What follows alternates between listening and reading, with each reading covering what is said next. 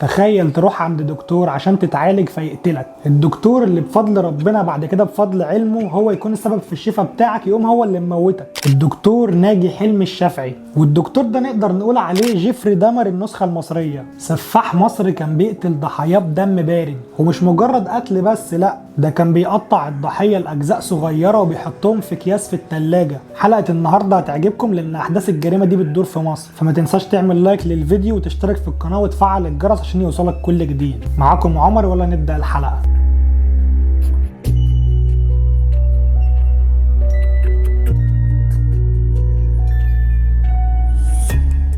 حكايتنا النهارده بتدور في مصر في محافظة الإسكندرية سنة 2019، والدكتور ناجي كان طبيب أسنان وكان بيبحث عن مكان يكون مناسب للخطط بتاعته. يعني من الواضح كده إن الدكتور ده كان ليه أعمال سابقة، مش مجرد اتحط في ظروف خلته يبقى قاتل. والدكتور اختار المكان في منطقة اسمها منشية النزهة، والدكتور يلاقي شقة فعلا ويفتحها عيادة أسنان. بس الغريب إن الدكتور بعد ما نقل حاجته جاب سرير وحطه في العيادة، مع إن أي دكتور أسنان بيستخدم سرير مخصص مش سرير عادي زي اللي بيتحط في البيوت. بس برضه مش مهم، ممكن يكون حد من التمريض او الدكتور نفسه هيبات في العياده، فكان جايب السرير ده عشان كده. فمش مشكله، مع الوقت هنعرف السرير ده بتاع ايه. فتح الدكتور العياده وبدا الشغل عادي، بس كان في شخص من الجيران وكان ساكن جنب العياده اسمه سعيد منصور، واللي كان دايما بيلاحظ حاجات غريبه بتحصل جوه العياده، وخصوصا البنت اللي كانت شغاله مع الدكتور، وانها ما كانتش طبيعيه خالص، وكانت دايما بتقف في البلكونه كانها بتراقب حاجه، ونظراتها للسكان كانت مرعبه وغريبه، وكانت على طول مرتبكه ومتوتره كأن في حاجه غلط بتحصل في المكان والبنت مدرياها، او ان البنت دي كانت شغاله في المكان غصب عنها. بس ليه برضه بتقف في البلكونه وتراقب الناس وما بتقعدش في مكانها في الاستقبال زي الطبيعي بتاع اي ممرضه؟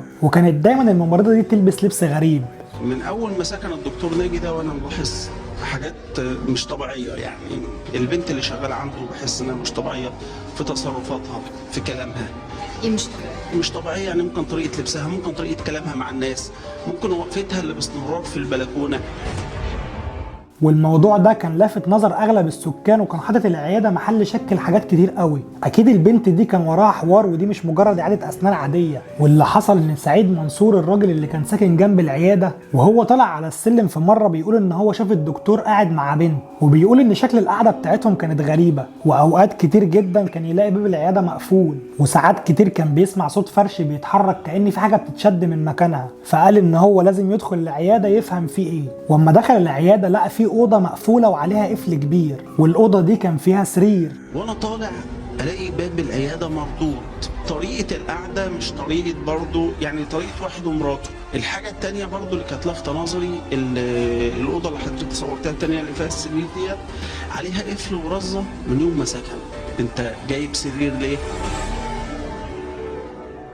وهنا زاد عنده الفضول ان يعرف ايه اللي موجود برضه جوه الاوضه، وبدا يدور فيها يمين وشمال. بس الغريب ان هو ما لقاش حاجه غير السرير محطوط في المكان ده بطريقه غريبه. والاستاذ سعيد حكى الموضوع ده لواحد من الجيران عشان جاره ده برضه يقول له ان هو لاحظ نفس الحاجه، ولازم وضروري نعرف ايه قصه الدكتور ده. والاستاذ سعيد كان عنده ابنه في اولى اعدادي، وفي يوم من الايام وهو راجع من المدرسه سمع صوت خبط جامد جدا جاي من العياده، والباب كان مقفول. وعلى طول الولد راح حكى لابوه، واول ما حكى للاستاذ سعيد جه في باله ان الدكتور كان بيعتدي على بنت من العيانين، واكيد البنت كانت بتقاومه. فقال ان هو قبل ما يروح العياده يتصل بالدكتور ويقول له ايه صوت التخبيط ده، وفعلا اتصل بيه وقال له ايه صوت التخبيط اللي كان جاي من عندك ده يا دكتور. فالدكتور ارتبك في الكلام وقال له ان كان في مريض عنده بيخلع ضرسه، ومن شده الوجع الكرسي مال بيه جامد ووقع على الارض. طب طالما كان في مريض جوه ليه باب العياده كان مقفول؟ فرد عليه الاستاذ سعيد وقال له انت كده يا دكتور فيك حاجه مش طبيعيه، صوت تخبيط والاوضه فيها سرير،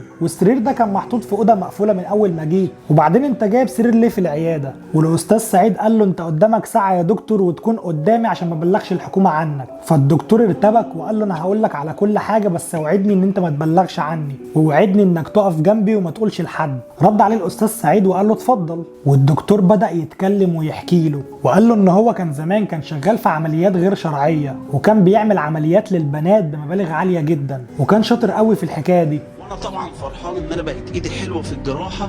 كنت واخد الموضوع ده ان انا ايه، بقى اطور من نفسي فاندمجت في الموضوع ده اندماج رهيب. وكان في واحد تاني بيساعده وهو السمسار اللي كان بيجيب له البنات، واللي كان اسمه سعيد. وسعيد ده كان بيشتغل في احد البيوت المشبوهه، واللي كان بيجي له عدد كبير جدا من البنات اللي بتبقى عايزه النوع ده من العمليات. وكان سعيد بيروح يعرض عليهم العمليه عن طريق دكتور هو بيثق فيه، وعشان البنات في المواقف دي بتبقى عايزه اي حد وخلاص، فكانوا بيوافقوا باي مبلغ يطلبوا، فياخدهم سعيد للدكتور ويعمل لهم العمليه، والفلوس كانت بتتقسم بالنص ما بينهم. واستمر الدكتور على النوع ده من العمليات لفتره طويله جدا، واللي عمل منه فلوس ما بتتعدش. وبعدها قال ان هو خلاص تاب وقرر يفتح صفحه جديده مع نفسه. كده قصه الدكتور كلها بانت. وكمل الدكتور كلامه وقال ان هو لما قرر يعمل كده السمسار سعيد كان بيضغط عليه، واللي قعد يهدده ان هو لازم يكمل، واللي قال ان هو لو فركش الشغل معاه هينتقم منه وهينتقم من بنته وهيقتلها او هيشوه وشها. والدكتور برغم الضغوطات دي كلها تجاهل ده كله. الحاجه دي الحال واقف شويه معاهم وفارضين عليا ثواب. سعيد ده جالي الوحده مرتين من السعاده سماعه وتهديدات في قلب الوحده، وجالي 3 مرات في المنشيه تهديدات عارفين البيت لو مش همشي عدل معاهم ميه نار على وش بنتي. وبعدها كمل الدكتور كلامه وقال ان هو اتفاجئ لما لقى سعيد عرف مكان العياده دي، وجالي فيها مره وما لقانيش. بعد كده لقى السكرتيره وقال لها كلمي الدكتور يجي هنا في خلال نص ساعه يا اما هقتلك وهقتله. وبعد كده سابها ومشي. واول ما الدكتور دخل العياده الممرضه حكت له وقالت له ان سعيد جه هنا وكان متعصب. وفجاه الدكتور وهو قاعد لقى سعيد السمسار داخل عليه العياده، فقام من مكانه عشان يسلم عليه، ولقاه فجاه راح ضربه بالقلم فتعصب. والدكتور ما كانش مستوعب اللي حصل، وقال له انا ما حسيتش بنفسي غير وانا ماسك الطفايه وبضربه في دماغه. وبيقول له اول ما وقع على الارض نزلت فوقه وقعدت اقطع في جثته بالمشارط، وبكل غل وعدوانيه قطعت جثته بالكامل، والدم بعدها غرق المكان. سعيد عرف مكانه هنا، قال لي دخل عليا انا ايه اقوم اسلم عليه، راح ضربني بالقلم. قال لي وقعت على المكتب، قدامه على المكتب في طفايه اللي هي بصوابع كده. قال لي لقيت نفسي ماسك الطفايه وضربه في دماغه، لقيت نفسي ماسك المشارط وعمال اقطع في الراجل.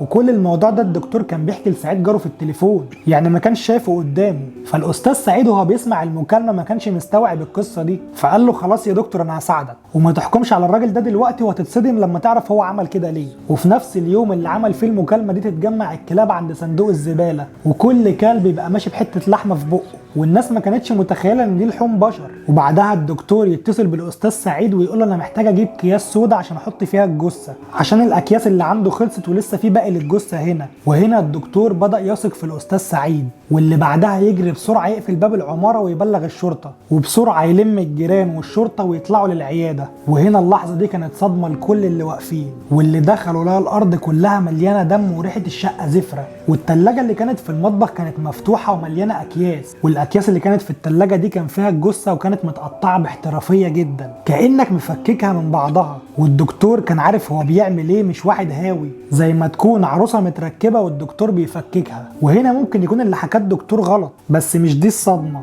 الصدمه فعلا ان الجثه كانت مسلوخه بالكامل ومتشال منها الجلد، واللي بعدها يتقبض على الدكتور ده فورا ويعترف بكل حاجه. كده الجريمه خلصت. ناخد احنا بقى الموضوع من زاويه تانية، وهي مكالمه الدكتور مع الاستاذ سعيد، واللي قال فيها الدكتور ان السمسار هدده ان هو هيقتله، واللي قال فيها ان السمسار هو اللي جاله العياده وحاول يعتدي عليه، والدكتور كان بيدافع عن نفسه. تفتكر بقى الدكتور هيتحاسب على العمليات اللي كان بيعملها زمان، ولا هيتحاسب على قتله للسمسار، ولا يتحاسب على ايه بالظبط؟ بص انا مش عارف احكم على الدكتور ده ان هو كان في وضع دفاع عن النفس، لان لو ما كانش قتل السمسار هو اللي كان هيموته. ولا انتوا رايكم ايه؟ هسيب لك انت تكتب لي رايك في الكومنتات، ولو كان في حد متابع القضيه دي يكتب لي الدكتور اتعدم فعلا ولا لا. اعمل بقى لايك رايق واشتراك رايق واعمل فولو للانستجرام هتتبسط. هسيب لك اللينك بتاعه في الديسكريبشن. اشوفكم الحلقه الجايه، سلام.